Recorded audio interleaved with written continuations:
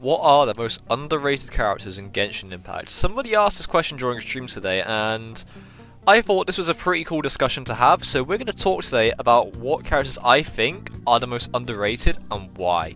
So, let's just get into it, because there's quite a few. I think it's going to be like a top 5 list probably, because there's 5 I can think of off the top of my head. I mean, number 1, Sucrose. Sucrose is a pretty underrated character based on the fact that she's in the Animo group. She's the only 4-star Animo character that exists as of the 1.4 update, and the reason why I think Sucrose is fairly underrated is just because of the fact that Venti exists. She's on the same banner as Venti, and I know for a fact that a lot of people just think that she's like a Walmart Venti and just leaves it at that and calls it a day. And clearly, like, the thing with that is that she isn't. She's her own little elemental mastery battery that's kind of, well, not rare, but you don't really see it that often. And also, she's great for small reaction. She's easy to build. I know a lot of people say that her C0 is pretty garbage, but it's not as bad as people lead it out to be, because obviously one of her best weapons is Sacrificial Fragments, which, you know, gives you an extra charge effectively of her elemental skill. And as well, giving elemental mastery down to her other party members, which is one of her talents. It's her second talent that you get at level 60, and it basically increases all of your party members' elemental mastery by 20% of her elemental mastery, which means your main DPS can be doing a lot more damage, and that's pretty good. So therefore, Sucrose, I say she's fairly underrated because she's just a great swole character that, you know, has some decent crowd control, and, you know, she's not a Walmart Venti, everyone. She's her own character and she's really fun. Next up, Xinyan. So the 1.1 update brought us two new characters to the game. We got Diona, which obviously she's not on this list. Everyone talks about Diona because of her ability to shield, heal, and apply cryo damage, and she's a bow user all at once, and that's pretty cool. But nobody talks about Xinyan, her own little shield, pyro, physical damage dealer type. And I don't know, maybe it's because of two things, because she's a bit of a confusing build, because her normal attack obviously goes off of main damage, and the thing with Xinyan is that she gains attack on ascension. So something like her shield, for example, whilst it applies like pyro, it's got a long cooldown and it goes off of defense, which you can't have a good shield as a support character unless, because you will need a good defense, but she gains attack, so she can't do both, so you have to choose which one you want to do. And then her burst, I mean, that is fairly decent, but it knocks them all out of the way. But the main thing is that obviously as well, is her C6 is a bit like Noelle's, but it isn't at the same time, because it only applies to her charge attacks, and I know not a lot of people use charge attacks for Claymore users, because obviously you need the stamina for something else, which means overall, Xinyan, while she's a really fun physical character, she's not really that high on other people's list when you can use a character like Razor, for example. Why use Xinyan when you can use Razor? Why, for example, with Xinyan Shield, why would you use Xinyan Shield when you can use Noelle, because Noelle's Shield will shield for a lot more than what Xinyan does. So Xinyan's in a bit of a weird spot, you know, in Genshin Impact, because like what do you use her for? It's a bit weird. But I think Xinyan, you know, she deserves a bit more love, because her shield is actually pretty cool and it's useful. But next up is Kaeya, and I think, oh well, why Kaeya? Well, Kaeya's actually pretty underrated now that I think about it, right? Not only, well, first of all, he's a tall character, so he's great for world exploration, but Kaeya's actually an underrated support character, and the reason for that is because, well, everyone dumped him the second they got him. You know, everyone wants to pull all these fancy new characters, and they just forgot about Kaeya, and, well, we found out later on he's actually pretty good. Now, not only is he, like, well, he gives you some elemental particles if you've got a like, you know, a water character on your team, but he also heals himself, which I didn't even know he did at the time.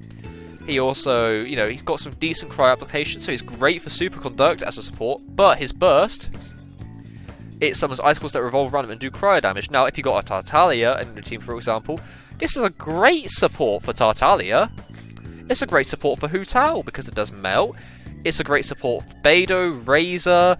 It's, you know, overall, Kaeya is actually a really underrated support character that turns out is extremely versatile. You can also use him as a main damage dealer as well. He's extremely useful. And I feel bad that a lot of people have slept on this man.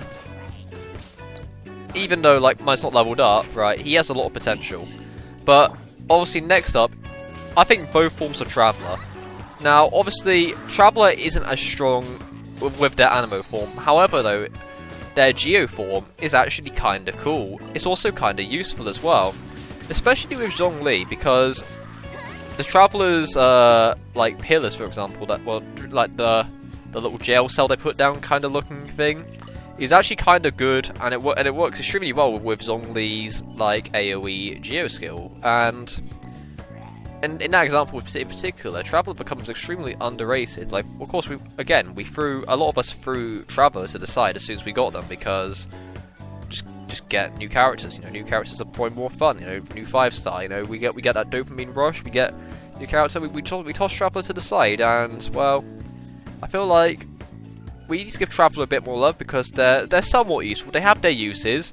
Maybe they're not the best, but Traveller pretty decent. Now, we're going to talk about another 4-star as well that I think is fairly underrated. And what I'm saying is, if you did enjoy like this video so far, please consider subscribing because it really does help me create new videos. And also, you know, YouTube has unsubbed like 50 people recently, and only 4.8% of people watch my videos are subscribed. So if you want to support me and help me do YouTube as a full-time thing, please make sure to subscribe. You know, and comment down below who do you think is underrated in Genshin. But we're going to talk about Noelle now, and Noelle, I don't really see a lot of people use Noelle, and unless you're Memori, and Memori loves Noelle, let me tell you, he's a man of culture. But Noelle is a very underrated character, and that's because not a lot of people really understood how she worked when the game came out, and she's very simple. That's her kit, right there. She puts on a shield, and it's a big shield, you know? You're not gonna ever have that thing fall over, because at like level 70, for example, with no artifacts on her, this is the funny haha crystallized set I put on. So this isn't even built, this is just a funny set I put on just for a 4-piece effect for videos one time. Like, her breastplate, which is her shield, it shields for about 3000 plus HP, you know? And she isn't even about, like, White Blind's really low level, she's a low level, she's got no artifacts built, she's got, like, a low, like, talent level shield, and she's just gonna shield. She's like, obviously, it's not as good as a Zhongli shield, but if you want a shield character on your team, you can always use Noelle. I mean, obviously, there's other characters like Diona, and Diona will probably outclass Noelle in every sense of the imagination. But Noelle is underrated because, you know, she also heals as well, you know, and she's a lot of fun. And also, if you get her to C6, she's the only character in the game that can do all 3 things, which is defense, healing, and attack all at once. And I think that's truly special, and that's why I hold Noelle quite high, and I'd say that she's fairly underrated. Now, obviously, I do want to add a 5-star to this. Now, if you was to ask me what's the most underrated 5-star in Genshin Impact, I'd say 2 things, right? Number 1, Chi-Chi, and that's just because she heals, right? Now, I know a lot of people say, oh, but Chi-Chi heals, that's all she does, she's kind of boring. Well, okay, she heals and that's all she does, right? But consider that even with a terrible build, which I know a lot of you guys who watch my stream say that my Chi-Chi build is awful, it's terrible. But even if I had a terrible Chi-Chi build, my Chi-Chi will still heal 4k HP every tick, and that's a lot of healing for such a little character, and I think that's why Chi-Chi's a bit underrated as a healer, because if you don't want to run a shield character, if you don't want to run a Diana, if you don't want to run Noelle, Bennett, or Barbara, whatever, Chi-Chi will just heal you and you'll never die. But the most underrated character in Genshin, which, in the 5-star department at least, like, I can make an argument for a lot of the 4-stars being underrated, but Albedo. Albedo is a very underrated character, and why is that? It's because nobody really understands Albedo, I'll be honest here. Like, you got his, like, elevator thing, and you deal a bit of AoE geo damage, and, well, it builds off of defense, which is cool, and then you got his burst, that he just does big geo damage, but he's more of a support character, and just a lot of people just don't know how to build him, which is kind of a shame. I think he's kind of underrated. He can do a lot of damage if used right, and yeah, I can't say too much about him because again, you know, I don't own him, so I can't, you know, talk wholeheartedly about him. But I know I feel like he's just very underrated, and that's my thoughts on it. So let me know down below, who do you think's underrated in Genshin Impact? I'll probably make a video on who's overrated, but that's what I think about like underrated characters in Genshin, and who you might want to try considering using on your team next time you want to level up a character. Unless there's some really cool characters on 1.5 Mihoyo, please deliver great characters. I'm begging. But thank you all for watching this video. Subscribe if you enjoyed it, and I'll see you all soon, probably on Monday for another stream. And take care, everyone.